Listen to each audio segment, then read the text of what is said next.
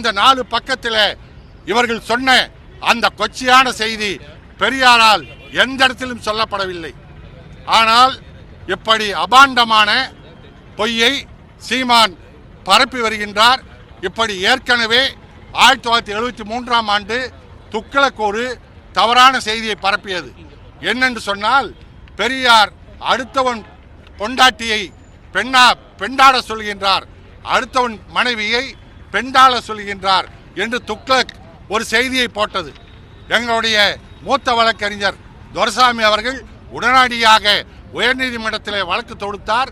அந்த உயர்நீதிமன்றத்தில் துக்ளக் பத்திரிகை ஆசிரியர் மன்னிப்பு கேட்டார் அந்த செய்தியை போட்டதற்கு.